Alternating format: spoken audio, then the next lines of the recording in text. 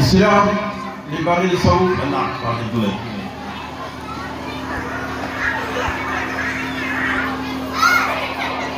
ഈ സദസ്സിൽ പറയുമ്പോൾ വയസ്സന്മാരുണ്ട്, കുട്ടികളുണ്ട്, യുവാക്കളൊക്കെ എല്ലാവരും എല്ലാവർക്കും മനസ്സിലാവുന്ന വിധത്തിൽ പറയണമെന്ന് പറഞ്ഞ ഒരു പ്രയാസമുള്ള കാര്യമാണ്.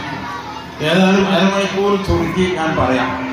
ഇസ്ലാം എന്നാൽ നമുക്കെല്ലാവർക്കും അറിയാം എന്താണ്. എല്ലാവരും പറയും ഇസ്ലാം എന്താന്ന് പറഞ്ഞാൽ ചോദിച്ചാൽ അറിയുന്നു പറയും. ലിബറലിസത്തിന്റെ ഓപ്പോസിറ്റിൽ പറയേണ്ട ഇസ്ലാം എന്താണ്?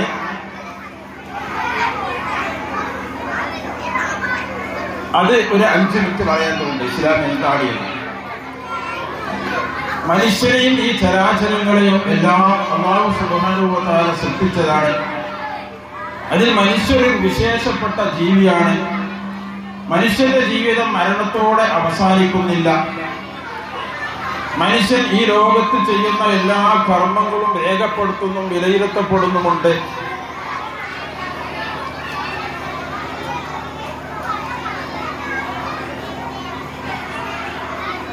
അവന്റെ ജീവിതം മരണത്തോടെ അവസാനിക്കുന്നില്ല. മരണത്തിന്റെ ശേഷം ഒരു ജീവിതവും ഒരു കോടതിയുമുണ്ട്.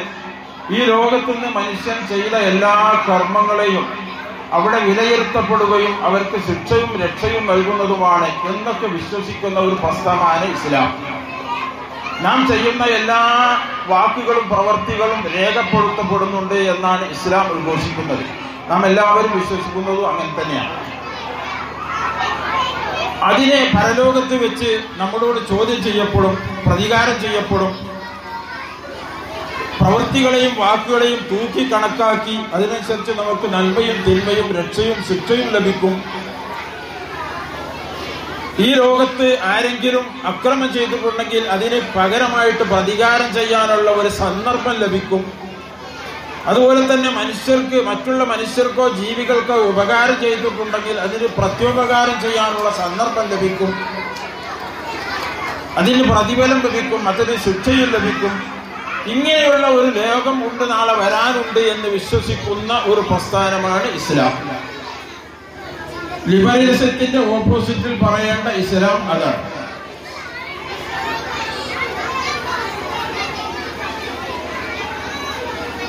ഇനി ഞാൻ ലിബറലിസത്തും പറയാം. ലിബറലിസ്റ്റ് ചിന്താഗതിക്കാരെ സംബന്ധിച്ചിടത്തോളം ഈ ഭൂമിയും മനുഷ്യരും മറ്റു ചരാചരങ്ങളും അത് താനെ ഉണ്ടായി എന്നും പറയും. ഇനി അഥവാ ആരെങ്കിലും സൃഷ്ടിച്ചാൽ അങ്ങനെ ആയിക്കോട്ടെ എന്നും പറയും അവര്. മനുഷ്യരും ജീവികളും മറ്റു ജീവികളും തമ്മിലുള്ള ഒരു വ്യത്യാസവുമില്ല. എല്ലാവരും ഈ ഭൂമിയിൽ ജീവിക്കും, മരിച്ചു പോകും, മണ്ണായി പോകും. മറ്റു സൃഷ്ടികളെ പോലെ തന്നെ മനുഷ്യരെല്ലാവരും മണ്ണോട് ചേർന്ന് നശിച്ചു പോകും. ജീവിതം ആകെ ഒന്ന് മാത്രമേ ഉള്ളൂ എന്നാ പലപ്പോഴും അവർ പറയാറുള്ളത്. മരണം വരെയുള്ളത് മാത്രമേ മനുഷ്യന് ജീവിതമുള്ളൂ. നാം ചെയ്യുന്ന ഈ ലോകത്ത് ചെയ്യുന്ന ഒരു കർമ്മങ്ങളും രേഖപ്പെടുത്തുകയോ വിലയിരുത്തപ്പെടുകയോ ചെയ്യുന്നില്ല. അതെല്ലാം ചെയ്തു പോയി എന്ന് മാത്രം. ഓരോരുത്തരും സ്വതന്ത്ര, ലിബറലിസം എന്ന വാക്കിന്റെ അർത്ഥം തന്നെ ഒരു സ്വതന്ത്രത എന്നുള്ളതാണ്. എല്ലാവർക്കും ഇഷ്ടം പോലെ ജീവിക്കുക. ഓരോരുത്തരും നമ്മൾ ഉദ്ദേശിച്ചത് എങ്ങനെയാണോ അങ്ങനെ ജീവിക്കണം എന്നാണ്. ഞാൻ ജീവിക്കേണ്ടത് എനിക്ക് സുഖകരമായ എന്തെല്ലാം കാര്യങ്ങളുണ്ടോ അതെല്ലാം ചെയ്ത് ഞാൻ ജീവിക്കണം. അത് മറ്റൊരാൾക്ക് തടസ്സമാണോ അല്ലേ എന്ന് നോക്കേണ്ടതില്ല. എനിക്കതിന് മറ്റൊരാളോടും കടപ്പാടുകളുമില്ല, ആരോടും ബാധ്യതയുമില്ല. ഒരു വിധത്തിൽ പറഞ്ഞാൽ തോന്നിവാസം എന്ന് പറയാം. തോന്നിവാസം എന്ന് പറഞ്ഞാൽ നമ്മൾ സാധാരണ ഉപയോഗിക്കാറ് ഒരു തമ്മാടിത്തരം ചെയ്യുന്നത് എന്ന അർത്ഥത്തിലാണ് ഉപയോഗിക്കാറ്. വാസ്തവത്തിൽ തോന്നിവാസം എന്നതിന്റെ അർത്ഥം തോന്നിയതുപോലെ ജീവിക്കുക, ഓരോരുത്തരും ഇഷ്ടം പോലെ ജീവിക്കുക എന്നാണ്. അത് തന്നെ ലിബറലിസത്തിന്റെയും അർത്ഥം. ഇഷ്ടം പോലെ ജീവിക്കുക, ഓരോരുത്തർക്കും തോന്നിയ പോലെ ജീവിക്കുക. ആരോടും കടപ്പാടുകളോ ബാധ്യതകളോ ഇല്ല. മനുഷ്യർ തമ്മിലുള്ള ബന്ധങ്ങളും ഒരു മൃഗങ്ങളും പക്ഷികളൊക്കെ തമ്മിലുള്ള ബന്ധങ്ങൾ പോലെ മാത്രമേ ഉള്ളൂ. ഭാര്യ എന്നില്ല, ഭർത്താവില്ല, പിതാവ് എന്നില്ല, മാതാവ് എന്നില്ല, എല്ലാം സമം തന്നെയാണ്. എല്ലാ മനുഷ്യരും സമം തന്നെയാണ്. ആ ബന്ധങ്ങളും എന്റെ മാതാവ്, എന്റെ പിതാവ്, എന്റെ ഭാര്യ, എന്റെ സന്താനം എന്നൊക്കെ പറഞ്ഞാൽ അത് മതത്തിന്റെ ജീർണതകളാണ് എന്നാണ് ഇവർ പറയാറുള്ളത്. ഞാനിതൊക്കെ പറയാനുള്ള കാരണം ഞാൻ അവസാനം പറയാം. ആ ചോദ്യങ്ങൾ കിട്ടിയിട്ടുണ്ടെന്ന് പറഞ്ഞല്ലോ, ആ ചോദ്യത്തിലേക്ക് ഞാൻ എത്തി വരുന്നുണ്ട്. ഓരോ മനുഷ്യരും അവൻ അടിച്ചു പൊളിച്ച് ജീവിക്കണം എന്നാ പറയുന്നത്. അതിന് തടസ്സമായതൊക്കെ തട്ടി മാറ്റണം. അതിന് തടസ്സമായുള്ള വിശ്വാസങ്ങളും പ്രവൃത്തികളും ഒന്നും സ്വീകരിക്കേണ്ടതില്ല. ഒരു മനുഷ്യരോട് ബാധ്യതയില്ല. അവന് സ്വന്തമായി ജീവിച്ചോണം. എൻ്റെ സുഖത്തിന് കൊണ്ട് ഞാൻ ജീവിക്കണം. അതിന് എൻ്റെ മക്കളോട് പോലും ഭാര്യയോട് പോലും പിതാവിനോട് പോലും മാതാവിനോടും ബാധ്യതയില്ല. ഇങ്ങനെ ഒരു സ്വതന്ത്രമായ ജീവിതം ജീവിക്കണം. അതിന് നാം എന്തു ചെയ്താലും ഞാൻ നേരത്തെ പറഞ്ഞല്ലോ, മറ്റൊരാളെ ആക്രമിച്ച് കീഴ്പ്പെടുത്തിക്കൊണ്ടാണ് അല്ലെങ്കിൽ മറ്റൊരാളുടെ സ്വത്ത് കൊള്ളയടിച്ചുകൊണ്ടാണ് ഒരാളെ വീട്ടിൽ കയറി അവന്റെ സ്വത്ത് മോഷ്ടിച്ച് അവനെ കൊണ്ടാണ് ഞാൻ പൈസ കൊണ്ട് ഞാൻ സ്വന്തമായി ഞാൻ സുഖമായി ജീവിക്കുന്നത് എന്നാലും അങ്ങനെ ജീവിച്ചാലും ഒന്നും വരാനില്ല. രണ്ടാളും മരിച്ച് മണ്ണായി പോയി, അത്രയേ ഉള്ളൂ, വേറൊന്നുമില്ല. മറ്റൊരാളെ ദ്രോഹിച്ചാലും ആക്രമിച്ചാലും അവന്റെ കയ്യിൽ നിന്ന് പിടിച്ചു വാങ്ങിയാലും ഒന്നും വരാനില്ല. തന്റെ മാതാപിതാക്കളോ തന്റെ കുടുംബങ്ങളോ ആരെങ്കിലും പട്ടിണി കിടക്കുകയാണ്, അവർക്കൊന്നും സഹായിച്ചില്ല എന്നാലും ഒന്നും വരാനില്ല. ഓരോ മനുഷ്യരും അവനവന്റെ സുഖം മാത്രം പരിഗണിച്ച് ഭൂമിയിൽ ജീവിക്കണം എന്ന് ഉദ്ഘോഷിക്കുന്ന ഒരു വിഭാഗമാണ് ലിബറലിസ്റ്റുകൾ. നമ്മളെ നാട്ടിൽ ഇപ്പൊ അങ്ങനെ കണ്ടോന്നൊക്കെ ചോദിച്ചു ചിലവരൊക്കെ.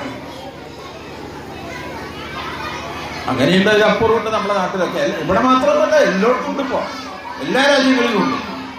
ഈ സോഷ്യൽ മീഡിയ ഉണ്ടായതുകൊണ്ട് കാര്യങ്ങളൊക്കെ വ്യാപിക്കാനും വിവരങ്ങളൊക്കെ പ്രചരിപ്പിക്കാനും വളരെ സൗകര്യം. ഇതൊക്കെ പണ്ടേ ഉള്ളതും ഉൾപ്പുണ്ടായതുമല്ല.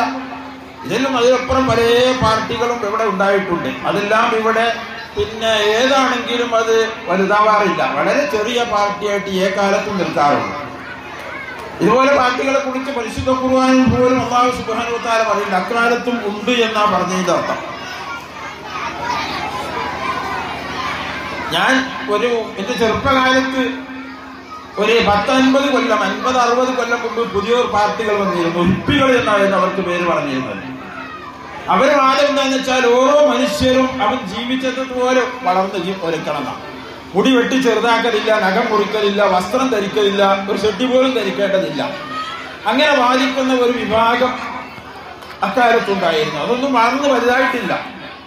തെക്കൻ കേരളത്തിൽ അവിടെ എറണാകുളത്തോ ഏതാ ഭാഗത്തോ ഒരു ലോ കോളേജിലെ എല്ലാ വിദ്യാർത്ഥികളും ആ സംഘത്തിൽ ചേർന്നിട്ട് ഒരു ദിവസം ടൗണിലൂടെ തുണി ഒന്നും കൊടുക്കാതെ ഷെഡ്ഡി പോലും ഇടാതെ വിദ്യാർത്ഥികളൊക്കെ നടന്നു.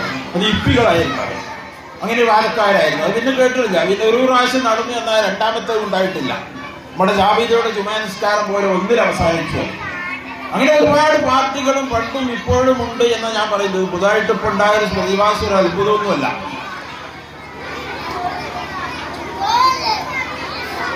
അങ്ങനെ ചുരുക്കി പറഞ്ഞാൽ ഒരു മനുഷ്യൻ കോഴിയെ പോലെ ജീവിക്കുക എന്ന് പറയാം. ഒരു പൂവൻ കോഴിയെ പരക്കോഴിയുടെ വൈത്തര ഓടുമ്പോൾ ഇത് ഞാൻ മനുഷ്യർ കാണുന്നുണ്ടോന്നോ ആരെങ്കിലും കാണുന്നുണ്ടോ ഇത് ചിന്തിക്കാറില്ലല്ലോ. ഇതേ രൂപത്തിൽ മനുഷ്യർ ജീവിക്കണം എന്ന് ഉദ്ഘോഷിക്കുന്ന ഒരു വിഭാഗമാണ് ലിബറലിസ്റ്റുകൾ. അതുപോലെ തന്നെ ഓരോ മനുഷ്യനും, ഇപ്പൊ ഞാനൊരു പുരുഷനാണ്, എനിക്ക് തോന്നുകയാണ് എനിക്ക് പെട്ടെന്ന് ഞാൻ സ്ത്രീ ആയിരിക്കുന്നു തോന്നിയാൽ സ്ത്രീ ആയിട്ട് ജീവിക്കാനുള്ള അതിന് സ്വാതന്ത്ര്യം കൊടുക്കണം എന്നാ. എങ്ങനെയൊക്കെ ചോദിക്കും. അത് വിശദമായിട്ട് പറയപ്പോ ഈ സമയം ഇപ്പൊ യുക്തമല്ലല്ലോ. അതേമാതിരി പുരുഷൻ തോന്നുകയാണ് ഞാൻ സ്ത്രീ ആയിക്കുന്നു എന്ന് പറഞ്ഞാൽ ആ സ്ത്രീക്ക് തോന്നുകയാണ് ഞാൻ പുരുഷനായിക്കുന്നു എന്ന് പറഞ്ഞാൽ അങ്ങനെ ജീവിക്കാൻ അനുവദിക്കണം എന്നാ. അങ്ങനെ നടന്നിട്ടുണ്ട്. അടുത്ത് കൂടെ 3-4 ദിവസം മുമ്പേ പത്രം വായിക്കുന്നവർക്കൊക്കെ അറിയാം. ഒരു സ്ത്രീ 2 മുലയൊക്കെ അരിഞ്ഞിട്ട് മുലയൊക്കെ ഉണക്കിയിട്ട് ഞാൻ പുരുഷനാന്ന് പറഞ്ഞാൽ നടന്നു. അങ്ങനെ ഇരിക്കുന്നതിന്റെ ഇടയിൽ കുറച്ച് മാസം കഴിഞ്ഞപ്പോൾ പ്രസവിച്ചും ചെയ്തു. പ്രസവിച്ചപ്പോൾ ഇന്ന് ഒളിച്ചാണ് മുല ചെല്ലോ കുട്ടിക്ക് മുല കൊടുക്കാൻ. രണ്ടായത് നമ്മുടെ നാട്ടിൽ ഉണ്ടായ സംഭവമാണത്. അങ്ങനെ ഒരുപാട് സംഭവങ്ങൾ ഉണ്ടായിട്ടുണ്ട്.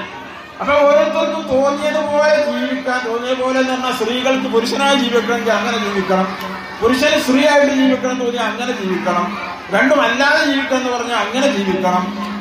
ഇങ്ങനെ എല്ലാ കുറുപ്പത്തിലും ഒരു കുറുക്കന് ഞാനിപ്പോ കോഴിയാന്ന് പറഞ്ഞു തന്നാൽ അവനെ കോഴിക്കൂട്ടിലേക്ക് കടത്തി വിടണം എന്നർത്ഥം. അതിന് കടത്തിവിടുക. അങ്ങനെ തോന്നിവാസ ജീവിതം അനുഭവിക്കണം. അതിന് യാതൊരു പ്രത്യാഘാതങ്ങളും വരാനില്ല. മരണത്തോടു കൂടെ എല്ലാ ജീവിതവും അവസാനിച്ചു, പിന്നെ ഒന്നുമില്ല എന്ന് വിശ്വസിക്കുന്ന വിഭാഗമാണ് ലിബറലിസ്റ്റുകൾ. ഇപ്പൊ ഇസ്ലാം ഇവിടെ പറയണ്ടേ, നാം വിശദീകരിക്കേണ്ട ഇസ്ലാം എന്തായെന്നും ലിബറലിസ്റ്റുകൾ എന്തായെന്നും നിങ്ങൾ ചുരുക്കത്തിൽ മനസ്സിലായിട്ടുണ്ടായിരിക്കും. പ്രധാനമായിട്ടും സെക്ഷൽ ജീവിതത്തിലാണ്, ലൈംഗിക ജീവിതത്തിലാണ് ഇതിനെ അവർ പ്രധാനമായിട്ട് നടപ്പിലാക്കാൻ ശ്രമിക്കുക. ആരുമായി ലൈംഗിക ബന്ധത്തിൽ ഏർപ്പെടുന്നതിൽ ഒരുപാട് തടസ്സങ്ങളും ഉണ്ടാവാൻ പാടില്ല എന്നാണ് പറയുന്നത്.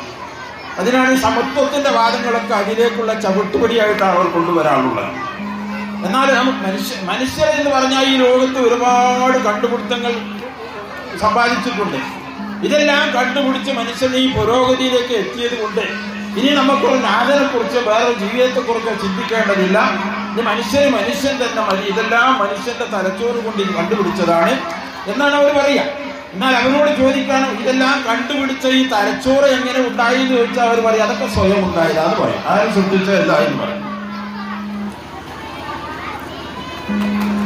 അപ്പോ ഇങ്ങനെ ഉദ്ഘോഷിക്കുന്ന അവർക്ക് അത് നമ്മുടെ നാട്ടിൽ നടപ്പാക്കാനുള്ള ഒരു തടസ്സമുണ്ട്, കാര്യമായിട്ടുള്ള തടസ്സം ഈ മതങ്ങളാണ്. മതങ്ങൾ എന്ന് പറഞ്ഞാൽ പ്രധാനമായിട്ട് ഇസ്ലാം മതം തന്നെ. മറ്റു മതങ്ങളെ കുറിച്ചൊന്നും അങ്ങനെ ചിന്തിക്കേണ്ടതില്ല, അതൊന്നൊരു പ്രശ്നവുമല്ല, അതൊക്കെ അവർക്ക് മുന്നിൽ വെച്ചാലുള്ളൂ എന്നുള്ള ഒരു നിലപാടാണ് അവർക്കുള്ളത്. ഇസ്ലാമാണ് ഇത് നടപ്പിലാക്കുന്നതിന് പ്രധാനമായിട്ട് തടസ്സമുള്ളത്. അതുകൊണ്ട് തന്നെ ഇസ്ലാമിനെ തകർക്കാൻ വേണ്ടിയിട്ട് മുസ്ലിം യുവാക്കളിലും മുസ്ലിം പ്രവർത്തകരിലും വിശ്വാസികളും ഇസ്ലാമിനെ കുറിച്ച് തെറ്റിദ്ധാരണ ഉണ്ടാക്കാൻ വേണ്ടിയിട്ട് ഒരുപാട് ശ്രമങ്ങൾ നടക്കുന്നുണ്ട്. അതാണ് സോഷ്യൽ മീഡിയയിലൊക്കെ നടക്കുന്നത്. മുസ്ലിമിന്റെ ശത്രുക്കൾ ഓറിയന്റലിസ്റ്റുകൾ എന്ന് പറഞ്ഞൊരു വിഭാഗം ഉണ്ടായിരുന്നു. അതായത് ഇസ്ലാമിനെ പഠിച്ച് അതിന്റെ അപാകതകളൊക്കെ കണ്ടെത്തി അതിനെ പ്രചരിപ്പിക്കുന്ന ഒരു വിഭാഗം. അതൊന്നും ഇപ്പൊ സജീവമല്ല, പണ്ടൊക്കെ ഉണ്ടായിരുന്നു. പാശ്ചാത്യ നാടുകളിലാണ് കൂടുതൽ അവരുടെ താവളം ഉണ്ടായിരുന്നത്. അപ്പൊ അവരൊക്കെ ഇസ്ലാമിന്റെ ശത്രുക്കൾ എഴുതിയ പുസ്തകങ്ങൾ കണ്ടെത്തി അതിൽ നിന്ന് ഇസ്ലാമിനെ കുറിച്ച് എന്താണ് തെറ്റ് പറയാനുള്ളത്, ഒരു ന്യൂനത പറയാനുള്ളത് എന്ന് കണ്ടെത്തി ജനങ്ങളുടെ മനസ്സിലിട്ട് കൊടുത്ത് സംശയങ്ങൾ ജനിപ്പിക്കുക എന്നതാണ് ഇപ്പോൾ അവർ നമ്മൾ കാര്യമായിട്ട് ചെയ്തുകൊണ്ടിരിക്കുന്നത്. അത് നാട്ടിൽ എല്ലാവരും, ഞാൻ നേരത്തെ പറഞ്ഞല്ലോ, ആശയങ്ങൾ പ്രചരിപ്പിക്കാൻ വളരെ സൗകര്യമുള്ള കാലഘട്ടമായതുകൊണ്ടാണ് ഇത്ര വ്യാപിച്ചത്. ഇതൊക്കെ പണ്ടേ ഉള്ളതാണ്, എല്ലാ കാലത്തും ഉള്ളതാണ്. 40 കൊല്ലം 50 കൊല്ലമുള്ള ആ ലിബറലിസ്റ്റുകളൊക്കെ ചോദിച്ചിരുന്നു, നിങ്ങൾ പറയുന്നുണ്ടല്ലോ ഈ മനുഷ്യന്റെ വാക്കുകളും പ്രവൃത്തികളും ഒക്കെ രേഖപ്പെടുത്തുന്നുണ്ട്, അതൊക്കെ തൂക്കി കണക്കാക്കുന്നുണ്ട് എന്ന് പറഞ്ഞാൽ എങ്ങനെ മനുഷ്യന്റെ വാക്കുകളും പ്രവൃത്തികളും തൂക്കി കണക്കാക്കാൻ? ഇതൊക്കെ ചോദിച്ച് പരിഹസിച്ചിട്ടുണ്ട് അവരെ. ഇപ്പോൾ അവർ പരിഹസിക്കാറില്ല, കാരണം ഇപ്പൊ മനുഷ്യന്റെ വാക്കുകളും പ്രവൃത്തികളും തൂക്കി കണക്കാക്കാനുള്ള GB ആയിട്ടും MB ആയിട്ടും ഒക്കെ കണക്കാക്കാനുള്ള സൗകര്യങ്ങൾ ഇപ്പൊ കണ്ടുപിടിച്ചു മനുഷ്യൻ തന്നെ. അങ്ങനെ അക്കാലത്ത് പറയുന്ന ഒരു ആരോപണങ്ങളും ഇപ്പോൾ അവർ പറയാറില്ല. അതുപോലെ തന്നെ മനുഷ്യർ മരിച്ച് മണ്ണായി പോയാൽ എങ്ങനെ രണ്ടാമത് പുനർജീവിപ്പിക്കുക എന്ന് ചോദിച്ചിരുന്നു, അതിനെ പരിഹസിച്ചിരുന്നു. അതിപ്പോൾ ചോദിക്കാറില്ല, കാരണം മനുഷ്യൻ തന്നെ ക്ലോണിങ്ങിലൂടെ 1994 സംഭവം ഉണ്ടായി. ഒരു ആടുകുട്ടിയുടെ മാംസകഷ്ണം എടുത്തിട്ട് ഒരു ആടിനെ സൃഷ്ടിച്ചു. അത് ക്ലോണിംഗ് എന്ന് പറയും. ഒരു ഡോളി എന്നായിരുന്നു ആടിന്റെ പേര്. അങ്ങനെ ഡോളി എന്നൊരു ആടുകുട്ടിയെ സൃഷ്ടിച്ചു. അതോടുകൂടെ ആ ചോദ്യം അവർ നിർത്തിവെച്ചു. അങ്ങനെ അക്കാലം ചോദിക്കുന്ന ചോദ്യങ്ങളൊന്നും ഇപ്പൊ ചോദിക്കാറില്ല. ഇപ്പോൾ അവർ ചോദിക്കുന്ന ചോദ്യങ്ങൾ വേറെ പലതുമാണ്. ആ ചോദ്യങ്ങൾ ചോദിച്ചാണ് നമ്മുടെ യുവാക്കളെ അവർ തെറ്റിദ്ധരിപ്പിക്കുന്നത്. അപ്പൊ ഇക്കാലത്ത് ചോദിക്കുന്ന ചോദ്യങ്ങൾ ഏതൊക്കെ നമുക്ക് ഓർമ്മപ്പെടുത്തുക. ഈ ചോദ്യം നമുക്ക് ഇവിടുന്ന് കിട്ടിയില്ല.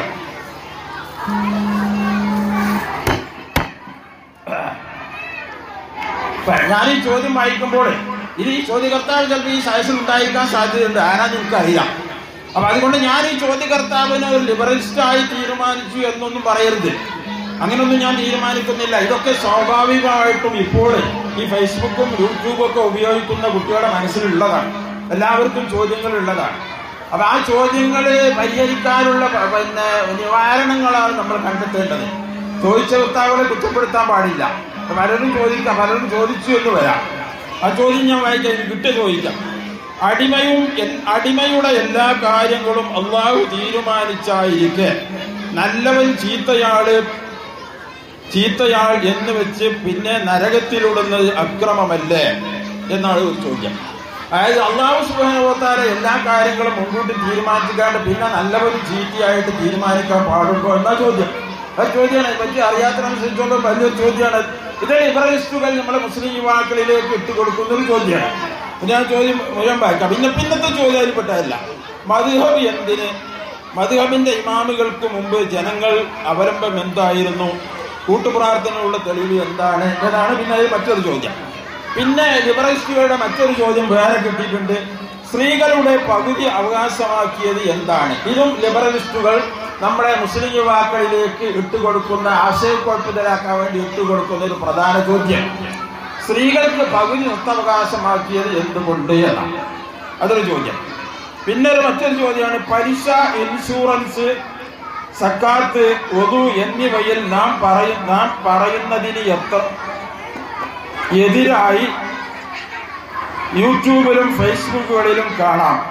അതിന് തെളിവുകളായിട്ട് ഹദീസുകളും ആയത്തുകളും പണ്ഡിതന്മാർ പറയുന്നതായിട്ടും കാണുന്നുണ്ട്. എന്താണ് ഇതിന് കാരണം? ഞാൻ ചുരുക്കി ചിലതൊക്കെ വിവരിക്കാം, സമയമുള്ളത്. അപ്പൊ അത് വിവരിക്കുന്നതിന് മുമ്പ് നമ്മുടെ വയസ്സന്മാർ മനസ്സിലാക്കേണ്ടത്, പ്രയാണമുള്ളവർ മനസ്സിലാക്കേണ്ടത്, ഇപ്പൊ നമ്മുടെ കുട്ടികളുടെ മനസ്സുകളിൽ അലയടിക്കുന്ന ചോദ്യങ്ങളും സംശയങ്ങളും ഇത്തരങ്ങളാണ്. നിങ്ങളൊക്കെ ആ കാലത്ത് 40 കൊല്ലം മുമ്പ് വയലേക്കാൻ പോവുകയാണെങ്കിൽ നിസ്കാരത്തിന്റെ മസല, വുദുവിന്റെ മസലകൾ ഇതൊക്കെയായിരുന്നു നിങ്ങൾ ചോദിച്ചിരുന്നത്. പക്ഷെ ഇപ്പോൾ ചോദ്യങ്ങൾ മനസ്സിൽ കൊണ്ടു നടക്കുന്ന ചോദ്യങ്ങൾ ഇത്തരം ചോദ്യങ്ങളാണ്. അപ്പൊ അങ്ങനെയുള്ള ചോദ്യങ്ങളും സംശയങ്ങളും കൊണ്ടു നടക്കുന്ന നമ്മ യുവാക്കൾ നാട്ടിലുണ്ടെങ്കിൽ ആ സംശയങ്ങൾ അവർക്ക് നിവാരണം നടത്താനുള്ള ഒരു വേദി ഉണ്ടാക്കലാണ് നമ്മുടെ കടമ. ഇപ്പോൾ നമ്മൾ നബിദിനം ആശംസിക്കുന്നതിനേക്കാളും മറ്റു സുന്നത്തായ കാര്യങ്ങൾ ചെയ്യുന്നതിനേക്കാളും അതിനൊക്കെ പൈസ ചെലവാക്കുന്നതിനേക്കാളും മുൻഗണനയായിട്ട് നിർബന്ധമായിട്ട് നമ്മൾ ചെയ്യേണ്ടത്, നമ്മുടെ യുവാക്കളും നമ്മുടെ കുട്ടികൾക്ക് ഇത്തരം സംശയങ്ങളുണ്ടെങ്കിൽ അവർ ഹൃദയത്തിൽ വെച്ചുകൊണ്ട് നടക്കുന്ന, ചിലപ്പോൾ നമ്മളോട് ഇപ്പോൾ പറയാൻ മടിക്കുന്ന സംശയങ്ങളുണ്ടെങ്കിൽ അത് പരിഹരിക്കാൻ വേണ്ടിയുള്ള ഒരു വേദി അവർക്ക് ഉണ്ടാക്കി കൊടുക്കലാണ് നമ്മുടെ ഒക്കെ ഒരു നിർബന്ധമായ കടമ എന്ന് നാം ഗൗരവം മനസ്സിലാക്കാം. ഇത് അരമണിക്കൂർ കൊണ്ട് പറയാൻ പറ്റിയ ഒരു വേദിയിൽ വെച്ച് വിശദമായിട്ട് പറയാൻ പറ്റുന്നതല്ല. അതിന് വെച്ച നല്ല ഒരാളെ കൊണ്ടുവന്നിട്ട് അവർക്ക് ചോദിക്കാനുള്ള സന്ദർഭങ്ങൾ കൊടുത്ത് ഇത് പരിഹരിക്കാനുള്ള ഒരു വേദി സംഘടിപ്പിക്കാൻ നമുക്ക് വളരെ അത്യന്താപേക്ഷിതമാണ്, നിർബന്ധമാണ്. നമ്മുടെ നാട്ടിൽ മാത്രമല്ല എല്ലായിടത്തും അത് നിർബന്ധം തന്നെയാണ് എന്നാണ് എനിക്കോട് എല്ലാവർക്കും എനിക്ക് പ്രത്യേകമായി ഉണർത്താനുള്ളത്. അപ്പൊ ഞാൻ ചുരുക്കി 1-2 കാര്യങ്ങളൊക്കെ പറയാം. എല്ലാം പറയാൻ ഇപ്പൊ സമയമില്ല. ആദ്യമായിട്ട് തന്നെ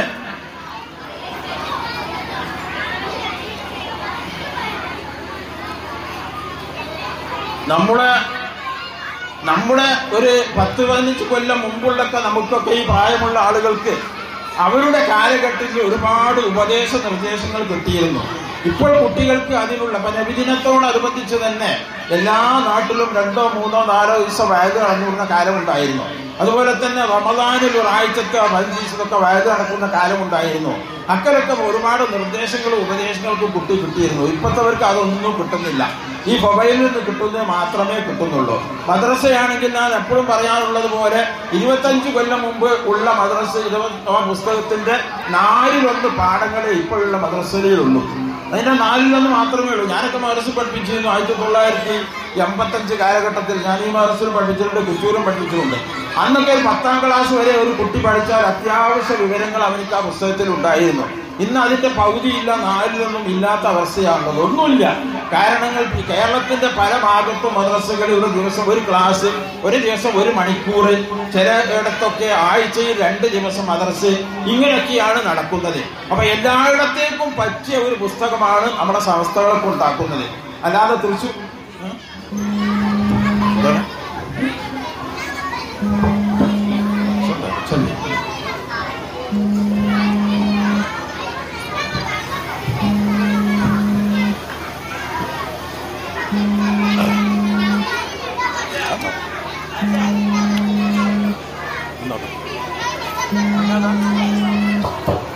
അല്ലാതെ തൃശ്ശൂർ ജില്ലയിലേക്ക് വേറെ, തിരുവനന്തപുരം ജില്ലയിലേക്ക് വേറെ, മലപ്പുറം ജില്ലയിലേക്ക് അങ്ങനെ പുസ്തകം ഉണ്ടാക്കാൻ പ്രയാസമില്ലേ?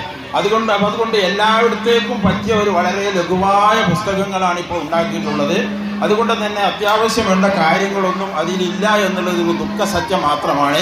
അപ്പൊ അതുകൊണ്ട് കാര്യങ്ങൾ അവർക്ക് പഠിക്കാനും അറിയാനും സൗകര്യം ലഭിക്കുന്ന ഒരു വേദി നമ്മൾ ഉണ്ടാക്കി കൊടുക്കുക നമുക്ക് നിർബന്ധമാണ്. അതിനാണ് ഇപ്പോൾ നമ്മൾ കാശ് ചെലവാക്കേണ്ടത്.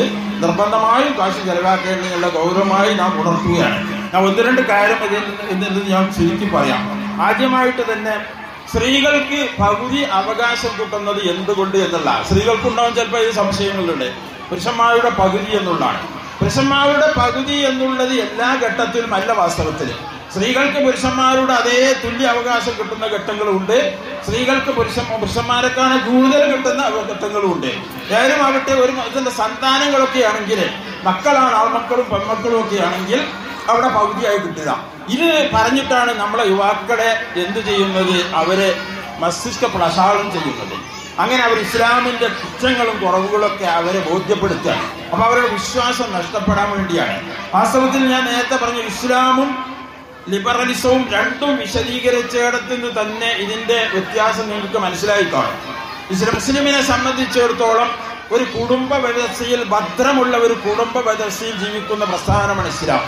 ലിബറലിസം എന്ന് പറഞ്ഞാൽ അങ്ങനെ കുടുംബത്തിലൊന്നും വിശ്വസിക്കുന്നില്ല, ഓരോരുത്തരുടെ വ്യക്തിത്വത്തിൽ മാത്രമാണ് വിശ്വസിക്കുന്നത്. അപ്പൊ ഈ കുടുംബ വ്യവസ്ഥയിൽ വിശ്വസിക്കുന്ന ഇസ്ലാമില് ഒരു കുടുംബത്തിന് ഭാര്യ ഉണ്ടാവും, ഭർത്താവ് ഉണ്ടാവും, മക്കളുണ്ടാവും, വയസ്സായ പിതാവുണ്ടാവും, മാതാവുണ്ടാവും, ഒക്കെ ഉണ്ടായിരിക്കും. ഇവരുടെ എല്ലാവരുടെയും സാമ്പത്തിക ബാധ്യത ആ ഭർത്താവിനാണ് ഇസ്ലാം ഏൽപ്പിച്ചിട്ടുള്ളത്. മക്കളുടെ വിദ്യാഭ്യാസ ചെലവ് വഹിക്കേണ്ടത് പിതാവാണ്, മക്കളുടെ ഭക്ഷണത്തിന്റെ ചെലവ് വഹിക്കേണ്ടത് പിതാവാണ്, ഭാര്യയുടെ ചെലവ് വഹിക്കേണ്ടത് പിതാവാണ്. വയസ്സായ മാതാപിതാക്കളുണ്ടെങ്കിലും അവന്റെ അവന്റെ ബാധ്യതകളും വഹിക്കേണ്ടത് മരുന്നുകളും അവന്റെ ഭക്ഷണങ്ങളും വഹിക്കേണ്ടത് ആ പിതാവാണ്. അങ്ങനെ ഒരു കുടുംബത്തിലുള്ള ഏത് കുടുംബത്തിൽ നോക്കിയാലും ആ പിതാവിനാണ് കുടുംബത്തിന്റെ നാഥനായിട്ട് അല്ലാഹു സുബ്ഹാനഹു വ തആല നിശ്ചയിച്ചിട്ടുള്ളത്. ആ സാമ്പത്തിക ബാധ്യത എല്ലാം ഇസ്ലാം ഏൽപ്പിക്കുന്നത് എപ്പോഴും ആരെയാണ്? പുരുഷനാണ്. അതുപോലെ തന്നെ മറ്റു മരുന്ന് സംബന്ധമായ മാതാപിതാക്കൾ സംരക്ഷിക്കേണ്ട ബാധ്യത, പിന്നെ അവര് മരുന്ന് കൊടുക്കേണ്ട ബാധ്യത, പിന്നെ അവര് ശുശ്രൂഷിക്കേണ്ട ബാധ്യത, ഇങ്ങനെയുള്ള എല്ലാ ബാധ്യതകളും ഇസ്ലാം ഏൽപ്പിക്കുന്നത് ആരെയാണ്? ആ സ്ത്രീയുടെ ഭർത്താവിനെയാണ്. ഒരു കുടുംബത്തിലുള്ള ഭാര്യ വലിയ ധനമുള്ള സ്ത്രീയാണ്, ഭർത്താവ് ദരിദ്രനാണ് എങ്കിൽ പോലും കടമകൾ ഇസ്ലാം ഏൽപ്പിക്കുന്നത് ഭർത്താവിനെ തന്നെയാണ്. എല്ലാ കടങ്ങളും അങ്ങനെ തന്നെ ഏൽപ്പിക്കുന്നത്, എല്ലാ ബാധ്യതകളും പുരുഷനെ ഏൽപ്പിക്കുന്നത്. ഏത് ഘട്ടത്തിൽ നോക്കിയാലും അങ്ങനെ തന്നെയാണ്. ഒരു പിതാവ് മരിച്ചാൽ പിതാവിന് സ്വത്തൊന്നുമില്ല എന്ന് വെക്കാം. സ്വത്തുണ്ടെങ്കിലല്ലേ ഓഹരി ചെയ്യുന്നിടത്ത് വീതത്തിന്റെ തർക്കം പറയേണ്ടതുള്ളൂ. ഒരു സ്വത്തുമില്ല എങ്കിൽ 2 പെൺമക്കളും 2 ആൺമക്കളും ഉണ്ടെങ്കിൽ ആ പെൺമക്കളുടെ കാര്യങ്ങളെല്ലാം ഒറ്റായി എടുക്കേണ്ടത് ആൺമക്കളാണ്. അവരെ വിവാഹം ചെയ്ത് കൊടുക്കേണ്ടത്, അവരെ സംരക്ഷിക്കേണ്ടത്, അവർക്ക് മരുന്ന് കൊടുക്കേണ്ടത്, അവർക്ക് ചെലവ് കൊടുക്കേണ്ടത്, അവർ രോഗിയായാൽ ശുശ്രൂഷിക്കേണ്ടത്, ഇതെല്ലാം ഈ 2 ആൺമക്കളുടെ പേരിലാണ് ഇസ്ലാം ഏൽപ്പിക്കുന്നത്. അങ്ങനെ സാമ്പത്തിക ഉത്തരവാദിത്വം മുഴുവൻ ഇസ്ലാം ഏൽപ്പിക്കുന്നത് മിക്കവാറും പുരുഷന്മാരുടെ മേലാണ്. അത് നേരെ മറിച്ച് ലിബറൽസുകളെ സംബന്ധിച്ചിടത്തോളം അവിടെ പറയേണ്ടതില്ല. കാരണം അവർക്ക് ഉത്തരവാദിത്വം ഒന്നുമില്ലല്ലോ. ഉമ്മാനെ നോക്കണമെന്ന് അവർക്ക് നിർബന്ധമില്ല, പാപ്പാന് ഭക്ഷണം കൊടുക്കണമെന്ന് നിർബന്ധമില്ല, പാപ്പാക്ക് മരുന്ന് കൊടുക്കണമെന്ന് ലിബറൽസിൽ പറയുന്നില്ല, സ്വന്തം കുട്ടിക്ക് പോലും ഭക്ഷണം കൊടുക്കണമെന്ന് പറയുന്നില്ല. ഓരോരുത്തരും അവനവന്റെ സുഖത്തിന് വേണ്ടി മാത്രം ജീവിക്കണം എന്നാ പറഞ്ഞത്. ഇസ്ലാമിൽ അങ്ങനെയില്ല. ഇസ്ലാമിൽ ഓരോ കാര്യങ്ങൾക്കും ബാധ്യതകളുണ്ട്, ഏതിനും നിയമവ്യവസ്ഥകളുണ്ട്, എല്ലാ ഉത്തരവാദിത്തങ്ങളും ഓരോ ഏൽപ്പിക്കുന്നുണ്ട്. മാതാപിതാക്കളുടെയും സന്താനങ്ങളുടെയും എല്ലാ ഉത്തരവാദിത്തങ്ങളും ഉണ്ട്. ഒരു കുട്ടിക്ക് മുല കൊടുക്കുമ്പോൾ ആ മുല കൊടുക്കുന്ന മാതാവിന് അതിന് പ്രതിഫലം വേണമെന്ന് ആവശ്യപ്പെട്ടാൽ അത് കൊടുക്കാൻ പോലും ഇസ്ലാം കൽപ്പിക്കുന്നുണ്ട് എന്നുള്ളതാണ്. അത്രയും എല്ലാ ഉത്തരവാദിത്തങ്ങളും പുരുഷനെ ഏൽപ്പിച്ചത് കൊണ്ടാണ് ഇസ്ലാം പുരുഷന് സ്ത്രീയുടെ ഇരട്ടിയായിട്ട് സ്വത്തവകാശം കൊടുക്കുന്നത്. നേരെ മറിച്ച് അത് ഇസ്ലാം വിശ്വസിക്കുന്നവർക്ക് മാത്രമേ ആചരിക്കേണ്ടതുള്ളൂ. ലിബറലിസ്റ്റുകളെ സംബന്ധിച്ചിടത്തോളം അംഗീകരിക്കേണ്ടതില്ല. കാരണം ഒരു ലിബറലിസ്റ്റിന്റെ പിതാവ് മരിച്ചാൽ അവന്റെ സ്വത്ത് 4 മക്കളുണ്ടെങ്കിൽ ആ മക്കൾക്കും പെൺമക്കൾക്കും സമമായിട്ട് തന്നെയാണ് ഓരിയേക്കേണ്ടത്. അവരങ്ങനെ സമമായിട്ട് ഓരിക്കല് തന്നെയാണ് ബാധ്യത. കാരണം അവരുടെ പെങ്ങളെ വിവാഹം ചെയ്ത് കൊടുക്കേണ്ട ബാധ്യത ആ ലിബറലിസ്റ്റിന്റെ ആങ്ങൾക്കില്ല. കാരണം അവർക്ക് ബാധ്യത ഒന്നുമില്ല. ആ പെങ്ങളോട് 2 പെങ്ങന്മാരുണ്ടെങ്കിൽ ആ പെങ്ങന്മാരോട് പറയാൻ അവർ ഏൽപ്പിക്കുന്നത്. റിബലിസ്റ്റ് തത്വപ്രകാരം പറയുന്നത് ആ 2 പെങ്ങന്മാരോടും നിങ്ങൾ 2 ബോയ് ഫ്രണ്ടിന്റെ കൂടെ പോയിക്കോളി എന്ന് പറയാനാ പറയുന്നത്. അങ്ങനെ പോയാൽ മതി. ഇതിനാ പറയേണ്ട ആവശ്യം ഉണ്ടായിട്ടല്ല, അവർ കൊണ്ടുള്ള ശല്യം തീരാൻ വേണ്ടി വെച്ചാൽ മതി. അങ്ങനെ ബോയ് ഫ്രണ്ടിന്റെ കൂടെ പോയിക്കോളി, ഇങ്ങോട്ടാളുണ്ടാലും ഗേൾ ഫ്രണ്ടിനെ പോയിക്കോളിക്കോളി എന്ന് പറയുന്ന അങ്ങനെയുള്ള ഒരു പ്രസ്ഥാനത്തിനെ സംബന്ധിച്ചിടത്തോളം, അതിൽ വിശ്വസിക്കുന്നതിനെ സംബന്ധിച്ചിടത്തോളം സ്ത്രീകൾക്കും പുരുഷനും സമമായിട്ട് കൊടുക്കേണ്ടതായിരിക്കും. ഇസ്ലാമിൽ അങ്ങനെയല്ല. ഇസ്ലാമിൽ എല്ലാത്തിനും ഉത്തരവാദിത്തങ്ങൾ അല്ലാഹു സുബ്ഹാനഹു വ തആല നിർണയിച്ചു കൊടുത്തിട്ടുണ്ട്. ഓരോ ഉത്തരവാദിത്തങ്ങളും നിർണയിച്ചു കൊടുത്തിട്ടുണ്ട്. എല്ലാ ഉത്തരങ്ങളും പ്രായപൂർത്തിയായ കുട്ടികളുണ്ടെങ്കിൽ അവരുടെ ഉത്തരവാദിത്തം ആർക്ക് നിർണയിച്ചു കൊടുത്തിട്ടുണ്ട്. അത് ഓരോരുത്തർക്കും ഇസ്ലാം നിർണയിച്ചു കൊടുത്തിട്ടുണ്ട്. അങ്ങനെ നിർണയിച്ചു കൊടുത്ത ആ കാരണം കൊണ്ടാണ് ഇസ്ലാമിൽ ആ സ്വത്തവകാശം മിക്കവാറും സ്ത്രീകൾക്ക് പല ഘട്ടങ്ങളിലും സ്ത്രീകൾക്ക് പകുതിയും പുരുഷന് ഇരട്ടിയുമായി കൊടുക്കുന്നത്. അതും ഞാൻ നേരത്തെ പറഞ്ഞ പോലെ എല്ലാ ഘട്ടങ്ങളിലും അല്ല, പല ഘട്ടം. ഉദാഹരണമായിട്ട് നമുക്ക് പറഞ്ഞുതരാം. പിന്നെ ഒരു മനുഷ്യൻ മരിച്ചപ്പോൾ 2 പെൺമക്കളും ഒരു അനുജനുമുണ്ട് നിൽക്കാം. എന്നാൽ ആ സ്വത്തിനെ 3ആയിട്ടാണ് വീതിക്കാൻ പറഞ്ഞത്. 2 പെൺമക്കൾക്ക് 3-1 അവിടെ പുരുഷനും സ്ത്രീക്കും സമമായിട്ടാണ് കിട്ടുന്നത്. അതുപോലെ തന്നെ മറ്റു പല ഘട്ടങ്ങളിലുണ്ട്. അങ്ങനെ സമമായിട്ട് കിട്ടുന്നത്. ഈ ഉത്തരവാദിത്തങ്ങളുള്ള ഘട്ടങ്ങളിലാണ് ഇസ്ലാം അവിടെ പുരുഷന് സ്ത്രീയുടെ ഇരട്ടി കൊടുക്കുന്നു എന്ന് പറഞ്ഞിട്ടുള്ളത്. അപ്പൊ നമ്മൾക്കത് വലിയ ഗൗരവനിശ്ചയമായിട്ട് തോന്നൂല. ഇതൊക്കെ യുവാക്കളുടെ മനസ്സിലേക്ക് കൊടുത്തിട്ട് ഇസ്ലാം ഒരു അനീതിയുടെ മതമാണ് എന്നൊക്കെ ധരിപ്പിച്ചിട്ടാണ് വിശ്വാസമാണ് നഷ്ടപ്പെടുത്തുകയാണ്. അങ്ങനെ വിശ്വാസം നഷ്ടപ്പെട്ട് നടക്കുന്ന ഒരുപാട് യുവാക്കൾ നമ്മുടെ കൂട്ടത്തിലുണ്ട്. ഈ ഗൗരവത്തോടെ നാം കണക്കിലെടുക്കേണ്ടതുണ്ട്. ഞാൻ നിർത്തിയാണ്, സമയം കഴിഞ്ഞു പോയിട്ടുണ്ട്. ബാക്കി നമുക്ക് സൗകര്യം മറ്റൊരെടുത്ത് പറയാം. പിന്നെ മറ്റൊന്ന് സ്വാതന്ത്ര്യമാണ്. അതായത് കലാ, അള്ളാഹുവിൻ്റെ വിധി കലാ, അത് ഏതായാലും പറയാതിരിക്കാൻ പറ്റില്ല. അടിമയും, ഞാൻ ഒന്നുകൂടി വായിക്കാം, അടിമയുടെ എല്ലാ കാര്യങ്ങളും അള്ളാഹു തീരുമാനിച്ചതായിരിക്കെ നല്ലവൻ ചീത്തയാൾ എന്ന് തീരുമാനിക്കുന്നതും ശിക്ഷിക്കുന്നതും അതിക്രമമല്ലേ എന്നാ ചോദ്യം. അള്ളാഹു സുബ്ഹാനഹു വ തആല സാധാരണ നമ്മൾ പറയാറുണ്ട് എല്ലാം അള്ളാഹു കണക്കാക്കിയ പോലെ വരുന്നുള്ളൂ. ഈ കണക്കാക്കുക എന്ന് അള്ളാഹ് തീരുമാനിക്കുക എന്ന് പറഞ്ഞാൽ നാം ഒരു കാര്യം ചെയ്യണം, നിർബന്ധമായിട്ട് ചെയ്യണം എന്ന് അള്ളാഹു ചെയ്യിപ്പിക്കുന്നവരെ കണക്കാക്കി എന്നല്ല അതിൻ്റെ അർത്ഥം. നാം ചെയ്യുന്ന കാര്യങ്ങൾ അള്ളാഹു സുബ്ഹാനഹു വ തആല മുൻകൂട്ടി അറിഞ്ഞു എന്നതിനർത്ഥമുള്ളൂ. മുൻകൂട്ടി അറിയലൊരു കുറ്റകരമല്ലല്ലോ. അള്ളാഹു സുബ്ഹാനഹു വ തആലക്ക് നാം ചെയ്യുന്ന കാര്യങ്ങൾ മുൻകൂട്ടി അറിഞ്ഞു എന്നുള്ള അല്ല. നമുക്ക് തന്നെ അറിയാലോ, നമ്മളൊരു കാര്യം ചെയ്യുകയാണെങ്കിൽ നമ്മൾ ചെയ്യിപ്പിക്കുന്നില്ല. അത് ചെയ്യണോ ചെയ്യണ്ടേ എന്ന് തീരുമാനിക്കാനുള്ള സ്വാതന്ത്ര്യം നമുക്കുണ്ട്. ഏതൊരു കാര്യമാണെങ്കിലും നമ്മളൊരു കത്തി എടുത്ത് ഒരാളെ കുത്തുകയാണെങ്കിൽ ആ കത്തിക്ക് ആളെ കുത്തണോ വേണ്ടേ എന്ന് തീരുമാനിക്കാൻ സ്വാതന്ത്ര്യമില്ല.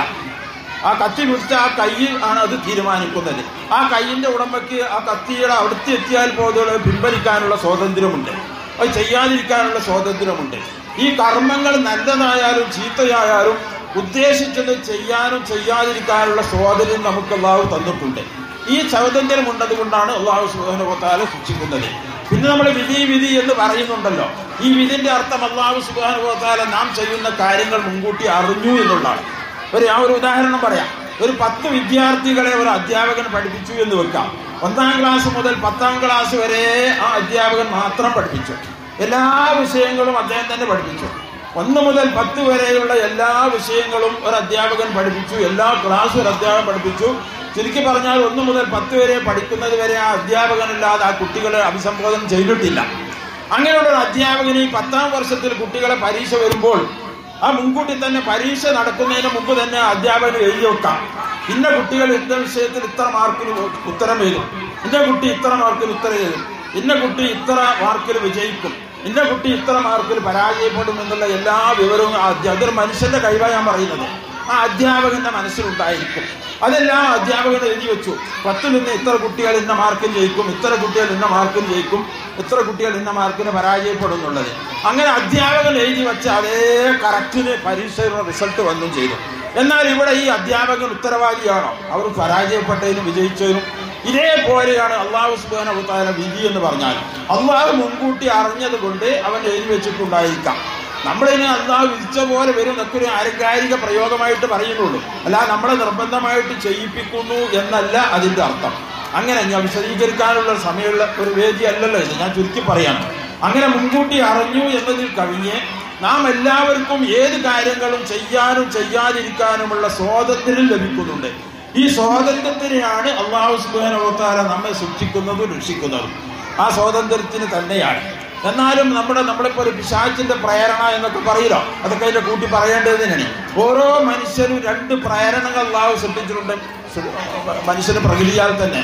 സൽക്കർമ്മങ്ങൾ ചെയ്യാനുള്ള ഒരു മലക്കിന്റെ പ്രേരണയുണ്ട്, ദുഷ്കർമ്മങ്ങൾ ചെയ്യാനുള്ള ഒരു പൈശാചിക പ്രേരണയും എല്ലാ മനുഷ്യരും ഉണ്ട് എന്നുള്ള ആ പ്രേരണയിൽ ഏതാണോ ആ മനുഷ്യൻ ഏതിനെയാണോ ഉപയോഗപ്പെടുത്തുന്നത് അതനുസരിച്ചാണ് നല്ലവരും ചീത്തയായിട്ടും കണക്കാക്കുക. അങ്ങനെ ഒരു മനുഷ്യൻ പൈശാചിക പ്രേരണകൾ മാത്രമേ സ്വീകരിക്കുന്നുള്ളൂ. അവന്റെ മലക്കിന്റെ സൽക്കർമ്മങ്ങളുടെ പ്രേരണകൾ അംഗീകരിക്കുന്നില്ല എന്നെങ്കിൽ അവന്റെ മലക്കിന്റെ ഭാഗം പരാജയപ്പെടുന്നുണ്ട്. അങ്ങനെ അവൻ ദുഷ്കർമ്മിയായി മാറുന്നുണ്ട് എന്നതൊക്കെ പരിശുദ്ധ ഖുർആനിൽ അല്ലാഹു സുബ്ഹാനഹു വ തആല പറഞ്ഞതാണ്. ഈ 2 പ്രേരണകളും അല്ലാഹു സുബ്ഹാനഹു ചിലരൊക്കെ പറയും അതൊക്കെ ഈ പരീക്ഷകൾ വരുന്ന സംശയങ്ങൾ തന്നെയാണ്, അവർ സംശയം ഉണ്ടാക്കുന്നതാണ്. നമ്മളെ പേപ്പിച്ചാൻ എന്തിനാ അല്ലാഹു സുബ്ഹാനഹു വ തആല ഇബ്ലീസിനെ സൃഷ്ടിച്ചു എന്നൊക്കെ ചോദിക്കും. അല്ലാഹു ഇബ്ലീസിനെ മാത്രമല്ല സൃഷ്ടിച്ചത്, അല്ലാഹു മലക്കുകളെയും സൃഷ്ടിച്ചിട്ടുണ്ട്. നമ്മളെ നല്ലതിലേക്കും ചീത്തയിലേക്കും മരിക്കുന്ന 2 പ്രേരണകൾ ഓരോ മനുഷ്യർക്കും അല്ലാഹു സുബ്ഹാനഹു വ തആല ജന്മനാ നൽകിയിട്ടുണ്ടെന്നാണ്. സൽക്കർമ്മങ്ങളും ദുഷ്കർമ്മങ്ങളും എഴുതുന്ന 2 മലക്കുകളുണ്ട് എന്ന് ഞാൻ പറഞ്ഞിട്ടുണ്ടല്ലോ. ആ മലക്കുകൾ എഴുതുന്നത് പോലെ ഇന്ന 2 പ്രേരണകൾ അല്ലാഹു സുബ്ഹാനഹു വ തആല സൃഷ്ടിച്ചിട്ടുണ്ട് എന്നാണ്. പിന്നെ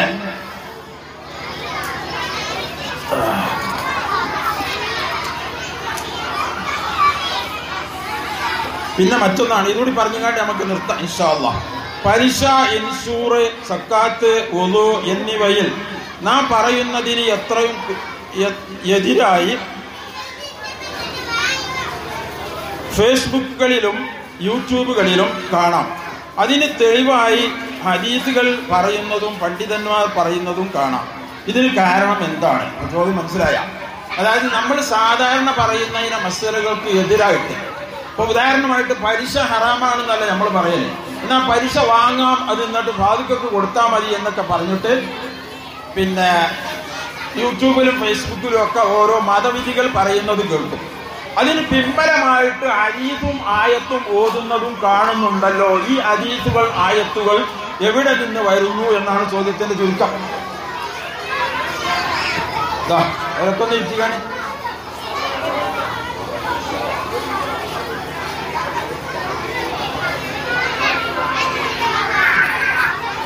അത് കുറച്ച് വിശദീകരിച്ച് പറയേണ്ടത് തന്നെയാണ്.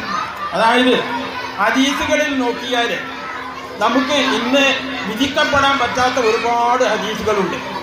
ഒരുപാട് വിശദീകരിക്കേണ്ട കാര്യമാണ്. ഇസ്ലാമിൽ ഞാൻ വളരെ ചുരുക്കി പറയാം. ഇസ്ലാമിൽ നിർബന്ധമായും ഹറാമായ കാര്യങ്ങളും റസൂലുള്ളാഹി സ്വല്ലല്ലാഹു അലൈഹി വസല്ലം പ്രവാചകനായി വന്ന ഉടനെ തന്നെ എല്ലാ നിർബന്ധങ്ങളും ബാധ്യതകളും കൊണ്ടുവന്നല്ല. ഇസ്ലാമിൽ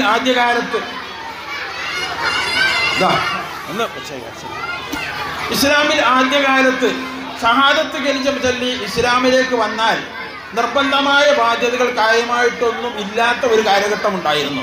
നിസ്കാരം എന്ന് നിർബന്ധമില്ല, കള്ളുകുടി എന്ന് ഹറാമില്ല, പലിശ വാങ്ങലെന്ന് തെറ്റില്ല. മുസ്ലിങ്ങൾക്കാ പറഞ്ഞത്.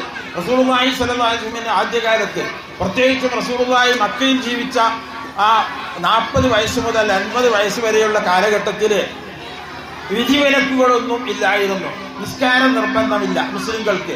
കള്ളുകുടി ഹറാമില്ല, കള്ളുകുടിക്കാം. കള്ളുകുടി മുസ്ലിങ്ങൾ കള്ളുകുടിച്ച് അടിപിടി കൂടിയ ചരിത്രങ്ങളൊക്കെ ഹദീസിന്റെ കിതാബുകളിൽ കാണാം. പലിശ ഹറാമില്ല. അതുപോലെ തന്നെ പല കാര്യങ്ങളും വിധിവിലക്കുകൾ ഇല്ലാത്ത ഒരു കാലഘട്ടം ഉണ്ടായിരുന്നു. ആ കാലഘട്ടത്തിൽ അതുപോലെ തന്നെ സ്ത്രീകൾ ജമാഅത്തിൽ പോയതും കാലഘട്ടത്തിൽ തന്നെ കുട്ടികളും ആർത്തവമുള്ള സ്ത്രീകളും ഒക്കെ പള്ളിയിലേക്ക് വരുന്ന ഒരു കാലഘട്ടം ഉണ്ടായിരുന്നു. അക്കാലത്ത് അങ്ങനെയായിരുന്നു. അതിന് കാരണങ്ങളൊക്കെ പലതും ഉണ്ട്. അതൊക്കെ പറയുകയാണെങ്കിൽ നീണ്ട വിഷയമായിരിക്കും. വേദി ഇത് സമയം അനുവദിക്കൂല. അപ്പൊ അങ്ങനെ എല്ലാവരും പള്ളിയിൽ വരുന്ന കാലഘട്ടം ഉണ്ടായിരുന്നു. പിന്നെ ഖബർ സിയാറത്ത് നിരോധിച്ചിരുന്ന ഒരു കാലഘട്ടം ഉണ്ടായിരുന്നു. പള്ളിയുടെ അടുത്തേക്ക് മുസ്ലിങ്ങൾ പോകാൻ തന്നെ പാടില്ല എന്ന് പറഞ്ഞിരുന്നു. അങ്ങനെ പല കാര്യങ്ങളും വിധികളും വിലക്കുകളും ഇപ്പോഴത്തെ മാതിരി അല്ല ഉണ്ടായിരുന്നത്. അത് ആ കാലത്ത് പറഞ്ഞതും ചെയ്തതുമായ കാര്യങ്ങൾ ഹദീസിന്റെ കിതാബുകളിൽ കാണും. ഉദാഹരണമായിട്ട് മുസ്ലിങ്ങൾ പലിശ വാങ്ങിയതും പലിശ കൊടുത്തതും പലിശ വ്യവസായം നടത്തിയതും കാണും. ഹദീസിന്റെ കിതാബുകളിൽ കാണും. ഈ ഹദീസ് ഓതിയിട്ട് ഒരാൾ പലിശ വാങ്ങൽ അനുവദനീയമാണ് എന്ന് വിവരമുള്ള ആളുകൾ ഇല്ലാത്ത ആളുകൾ അങ്ങനെയൊക്കെ പറയും. അതുപോലെ തന്നെ മുസ്ലിങ്ങൾ കള്ളു കുടിച്ച് അടിപിടി കൂടിയ ചരിത്രം ഹദീസിന്റെ കിതാബിലുണ്ട്.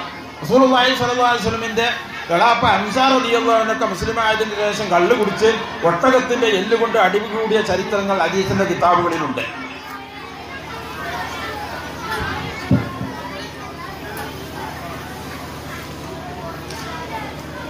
ഇങ്ങനെ എല്ലാ കാര്യങ്ങളും നിസ്കാരം നിർബന്ധമില്ലാത്ത കാലമായിരുന്നു.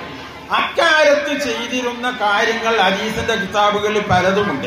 ഇത് ഒരു കാരണമാണ് ഞാൻ പറഞ്ഞത്. അതുപോലെ തന്നെ പല കാരണങ്ങൾ, ഇത് പിന്നെ പുതിയ വിധവരുക്കൾ വരുമ്പോൾ മാറി വരുന്നതാണ്. അതുപോലെ തന്നെ പല കാരണങ്ങളുണ്ട്. നമുക്ക് ഇന്ന് ആ ഹദീസിന്റെ വിധി അക്ഷരാർത്ഥത്തിൽ വിധിക്കപ്പെടാൻ പറ്റാത്ത, അക്ഷരാർത്ഥത്തിൽ വിധി നിലവിലില്ലാത്ത ഒരുപാട് ഹദീസുകൾ ഹദീസിന്റെ കിതാബിലുണ്ട്. അപ്പൊ ഉദാഹരണമായിട്ട് ഞാൻ പറഞ്ഞുതരാം. ഇന്നല്ലാഹ ലാ യഖ്ബലു സ്വലാത്ത മുസ്ബിലിൽ ഇസാരി ഖാല റസൂലുള്ളാഹി സ്വല്ലല്ലാഹു അലൈഹി വസല്ലം. നെടിയാണിയുടെ താഴെ തുണി ഉടുത്തവന്റെ നിസ്കാരം അല്ലാഹു സ്വീകരിക്കില്ല. ഇതൊരു ഹദീസാണ്. ഈ ഹദീസ് ഓതിയിട്ട് ഒരാൾ നെടിയാണിന്റെ തേച്ചെടുത്ത് താഴെ എടുത്ത നിസ്കാരം കളാ കൂട്ടണം എന്ന് പറഞ്ഞാൽ യൂട്യൂബിൽ അങ്ങനെ പ്രസംഗിച്ചാൽ ഹദീസിന്റെ പിൻബലത്തോടു കൂടെ ഇങ്ങനെ അറിയാത്തവരെ സംബന്ധിച്ചിടത്തോളം ഏത് ഹദീസാണ് വിധി ഉള്ളത്, ഏത് ഹദീസാണ് വിധി ഇല്ലാത്തത് എന്നും മനസ്സിലാക്കാൻ പറ്റാത്ത ആളുകൾ അവരും പണ്ഡിതനായി ചമഞ്ഞുകൊണ്ടിട്ട് ഓരോ വിധികൾ പറയുക. ഇൻഷൂറിനെ സംബന്ധിച്ചും പലിശയെ സംബന്ധിച്ചും പിന്നെ കള്ളിനെ സംബന്ധിച്ച് അതിനെ പറഞ്ഞു കേട്ടിട്ടില്ല. അതുപോലെ തന്നെ ജമാഅത്തിനെ കുറിച്ച് പറഞ്ഞതും അങ്ങനെ തന്നെയാണ്. അങ്ങനെയുള്ള ഇത് ഞാൻ ഒരു കാരണമാണ് പറഞ്ഞത്. ഇനി ഹദീസ് വിധിവിലക്കുകൾ ഉള്ളതല്ലാതിരിക്കാൻ വേറെ പല കാരണങ്ങളുണ്ട്, ഒരുപാട് കാരണങ്ങളുണ്ട്, വിശദമായിട്ട് കുറെ പറയേണ്ടതാണ്. ഇങ്ങനെയുള്ള വിധിവിലക്കുകൾ നിലവിലില്ലാത്ത ഹദീസുകൾ, അതും ഹദീസിന്റെ കിതാബിൽ ഹദീസായിട്ട് രേഖപ്പെടുത്തിയിട്ടുണ്ടായിരിക്കും. ഹദീസിന്റെ പണ്ഡിതന്മാർ കിതാബ് എഴുതുമ്പോൾ അത് റസൂലുള്ളാഹി സ്വല്ലല്ലാഹു അലൈഹി വസല്ലം പറഞ്ഞതാണോ നബിയുടെ കാലത്ത് ഉള്ളതാണോ എന്ന് മാത്രമേ നോക്കുള്ളൂ. അതിന് സനദ് ക്ലിയർ ആയിട്ടുണ്ട് എന്നേ നോക്കുള്ളൂ. അത് ഇപ്പോൾ വിധിക്കപ്പെടുന്ന വിധിയുള്ള ഹദീസാണോ എന്ന് നോക്കൂല. ഇത്തരം ഹദീസുകൾ പറഞ്ഞുകൊണ്ടാണ് തെറ്റായ കാര്യങ്ങൾ യൂട്യൂബിലും ഫേസ്ബുക്കിലും ഫത്വകളായിട്ട് വരുന്നത് എന്നാണ് മനസ്സിലാക്കേണ്ടത്. അപ്പൊ മനസ്സിലായിട്ടുണ്ടായിരിക്കും എന്ന് ഞാൻ മനസ്സിലാക്കുന്നു.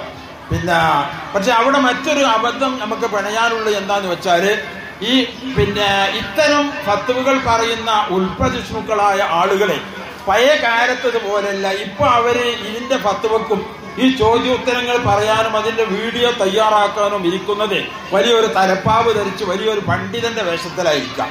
പഴയ കാലത്തൊന്നും അവർ തലമറക്കാറില്ലായിരുന്നു. ഒരു 10-30 കൊല്ലം മുമ്പൊക്കെ തലമറക്കൽ ഇസ്ലാമിൽ സുന്നത്തില്ല. റസൂലുള്ളാഹിയുടെ കാലത്ത് അബൂജഹലും തലമറച്ചിരുന്നു. അതുകൊണ്ട് അത് അറേബ്യൻ നാട്ടിലെ പൊടിക്കാറ്റ് വരാതിരിക്കാൻ വേണ്ടി തലമറച്ചൊരു വട്ടിട്ടതാണ്. നമുക്കൊന്നും സുന്നത്തില്ല എന്ന് പറഞ്ഞിരുന്ന ആളുകൾ ഇപ്പൊ യൂട്യൂബില് ഫത്വ വരാൻ ഇറങ്ങുന്നത് വലിയൊരു പണ്ഡിതന്മാരുടെ വേഷത്തിലാണ്. അതുകൊണ്ട് തന്നെ കേൾക്കുന്ന ആളുകൾ തെറ്റിദ്ധരിക്കുകയാണ് ഇതൊക്കെ വിവരമുള്ള ആളുകൾ പറയുന്നതാണ് എന്നുള്ളത്. പലിശ വാങ്ങാം എന്ന് പറഞ്ഞിട്ട് റസൂലുള്ളാഹി സ്വല്ലല്ലാഹു അലൈഹി വസല്ലമയുടെ ഹദീസിൽ കിതാബിൽ നിന്നുള്ള ഹദീസ് ഉദ്ധരിക്കുകയാണ്. വാസ്തവത്തിൽ പലിശ ഹറാമാക്കുന്നതിന് മുമ്പുള്ള കാലത്ത് ആയത്തായിരിക്കും, ഹദീസായിരിക്കും. ഇത് അവരെ സംബന്ധിച്ചല്ല, കേൾക്കുന്നവരെ കുറിച്ച് അത് അറിയില്ല. ഇങ്ങനെയുള്ള തെറ്റിദ്ധരിപ്പിക്കാൻ വേണ്ടി ഒരുപാട് അബദ്ധങ്ങൾ നിറഞ്ഞ ഫത്വകൾ യൂട്യൂബിലും ഫേസ്ബുക്കിലും ഒരുപാട് നിറഞ്ഞിട്ടുണ്ട്. അപ്പൊ അതൊന്നും അതിനെക്കുറിച്ച് അറിയുന്നവർ മാത്രമല്ല. പിന്നെ അവിടെ മറ്റൊരു കാര്യം പറയാനുള്ളത്, ഹദീസുകൾ എന്ന് പറഞ്ഞാൽ റസൂലുള്ളാഹി സ്വല്ലല്ലാഹു അലൈഹി വസല്ലമയുടെ ഹദീസുകളിൽ 10 ലക്ഷത്തോളം ഹദീസുകളുണ്ട്. അതിൽ നിന്ന് 1 ലക്ഷത്തിന്റെ താഴെ മാത്രമേ നമ്മളെ കേരളത്തിൽ നിന്ന് ലഭിക്കാനുള്ളൂ. അതുകൊണ്ട് ഒരു വിധിയെ സംബന്ധിച്ചിടത്തോളം ഹദീസിൽ ഉണ്ട് അല്ല എന്ന് പറയുന്നതും അതിന് ആരായുന്നതും ബുദ്ധിയല്ല. അതെല്ലാം മദ്ഹബിന്റെ ഇമാമുകൾ പറഞ്ഞത് സ്വീകരിക്കലേ ബുദ്ധിയുള്ളൂ. അതിനെക്കുറിച്ച് ഇവിടെ ചോദ്യമുണ്ട്, ഞാൻ പറയാം. അതുകൊണ്ടാണ് ഇത്തരം തെറ്റായ ഫത്വകൾക്ക് ഹദീസിന്റെ പിൻബലത്തോടുകൂടെ ജനങ്ങളെ മുന്നിൽ അവതരിപ്പിക്കാൻ സാധിക്കുന്നത്. അതൊന്നും അതിനെക്കുറിച്ച് അറിയുന്നവരല്ല, ആളുകൾ തെറ്റിദ്ധരിക്കാൻ വേണ്ടി അറിയുന്നവരുടെയും നമ്മുടെ നാട്ടിൽ പണ്ഡിതന്മാരായി അറിയപ്പെട്ടവർക്കുള്ള ഒരു വേഷം ധരിച്ച് അവർ വിശ്വാസ്യതയ്ക്ക് വേണ്ടിയിട്ട് അവർ ചെയ്യുന്നതാണ്. അബദ്ധങ്ങളാണ് നിറച്ചുള്ളത് എന്നാണ് അതിനെക്കുറിച്ച് അറിയിക്കാനുള്ളത്.